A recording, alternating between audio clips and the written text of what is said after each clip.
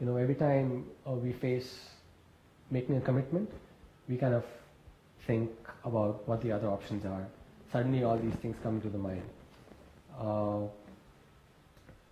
I didn't have very many doubts about this philosophy for a long time because I wasn't really making any firm commitment to it. It made sense to me, and I would read up on it, and I loved the philosophy. And the one big commitment that I had to make, the one big firm step that I had to take was breaking my relationship with this girl. And that was very difficult for me, but it was a commitment that I had to make because I came to a point where I realized that it was either this or that. There's no way that these two can work together.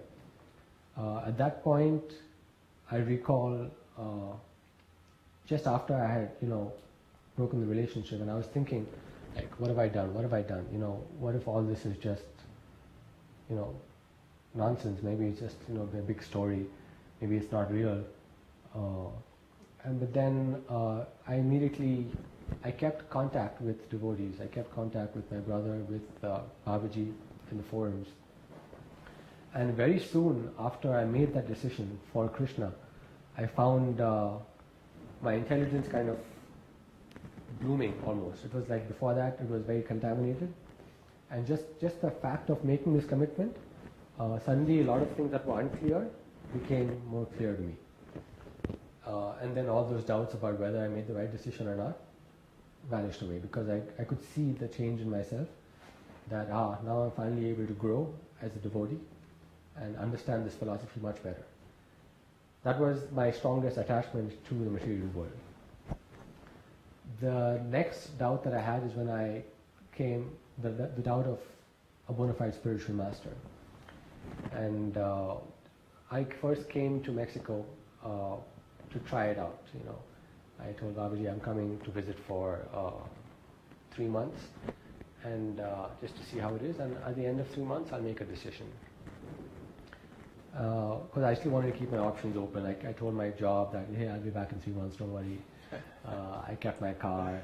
I wrapped up everything very nicely. And I came to visit Mexico, and it was great. Like, my first 3 weeks there were like fantastic. We had great kirtan. I had good association with the devotees and with Babaji, and the place was so beautiful. And every time, for the first 3 weeks, constantly I was evaluating things in my head. Like, what is Krishna trying to tell me? What is Krishna trying to tell me here? And I had so many positive experiences. We'd go for a walk in the forest and see a beautiful tree shaped like Krishna, or go for a swim in a waterfall. And I was like, oh, Krishna is really trying to sell this to me. He's really trying to tell me, don't worry, just do it. It's blissful, it's pleasant. And so I very quickly made the decision that, yeah, I'm going to stay here for good. I'm not going to go back to my job. I'm going to cut all that off. And so I told Babaji and the devotees that, I'm here to stay. And very, very soon after that came the first test of, putting my money where my mouth is. And the next big attachment that I had was that I had a lot of money and had some attachment to this money because I was earning for 2 years I don't go out to bars, I don't eat out and like that, so this money just kind of accumulated. And I had all this burden sitting on my shoulders, and every decision that I had to make, I would somehow or the other think of, oh, but what about all this money that I have? What about these things? And this would create doubts in my mind that, hey, be very careful, there's all this to risk, there's all this Maya out there that can really give you a good life. So be very, very careful, be extra, extra careful before you make any decision. And so it came to a point where, I had to support a certain project in the community, and I had to make a donation. And I said, yeah, no problem. And then I went back and I was thinking in my room, what have I done? What have I done? How can I just, give all this money away? And then I came back and said, no, I'll make it a loan. I won't make it a donation. And Babaji didn't say anything.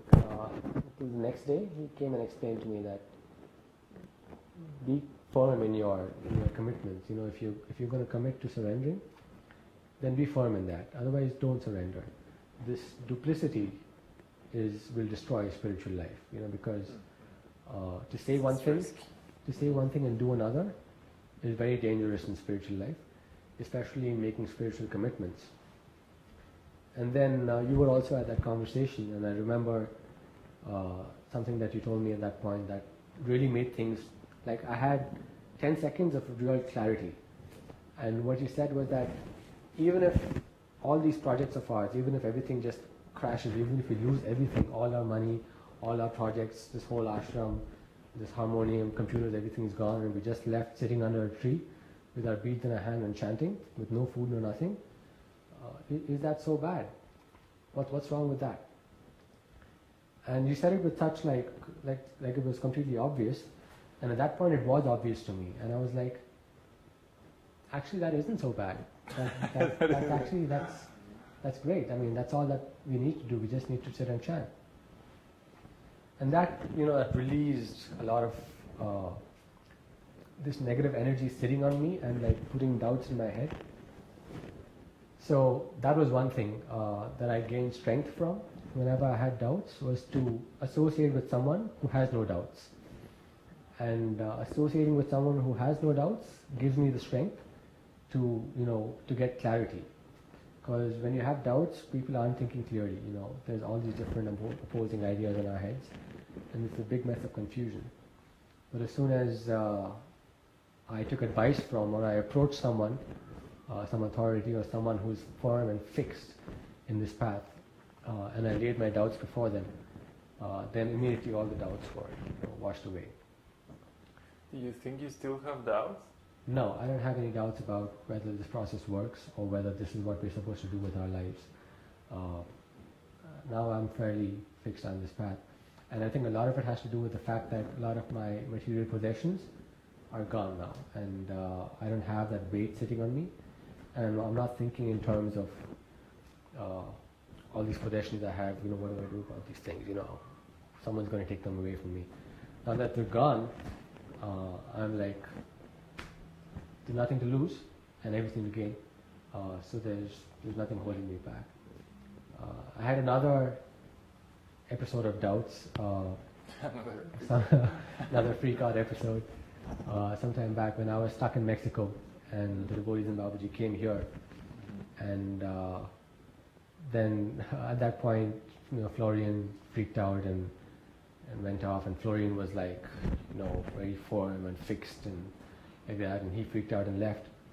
And that wasn't like my problem that point of time. It just happened to be at the time when Babaji said something to the devotees and on a darshan about me that was, uncharitable, or I thought, why is Babaji being so unfair to me? Babaji was saying, Neville can go to India and preach if he wants, he thinks he's better than us, or something like that. There was some misunderstanding. But I misunderstood the misunderstanding, and instead of clearing it up with Babaji and getting it straightened out, I began to go, get very upset in my head, and began to think, what kind of spiritual master is this?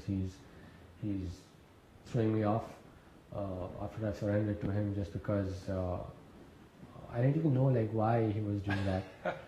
But Babaji is the kind of person who is easily misunderstood sometimes, just because of his personality, and because he just says whatever comes, whatever is in his heart, he just says it straight up. And I was not used to that. I was more used to people being diplomatic.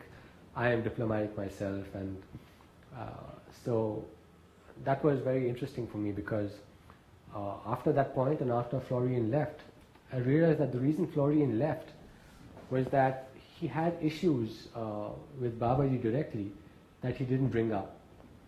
That, these things were sitting in his heart. And Florian emailed me later telling me all these things about Babaji, and I was like, I didn't want to hear any more of it.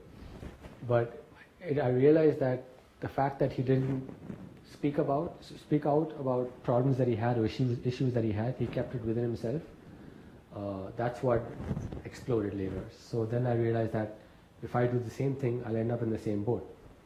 So over the next 2 months while I was in Mexico or the US and Babaji was here, I spent a lot of time chatting with Babaji, talking about any problems that I had with Babaji in the past, or any doubts that I had, I would just directly ask Babaji, what about this? Why did you say this? Or, why did you say this about someone else? And like that. And I realized that if I just asked Babaji directly, he would just answer. I was always worried that, Babaji will yell at me, how dare you question me? But it was like, if you just ask Babaji straight up with the desire to know the answer, he will give the answer. And so much of my doubts and I realized I had so many things about Babaji inside that I wasn't expressing directly. And I started opening up and asking him directly all these doubts about it, And soon all these things were cleared up. And I realized that, this is something I should cultivate more often, that if I have something that's making me feel bad inside,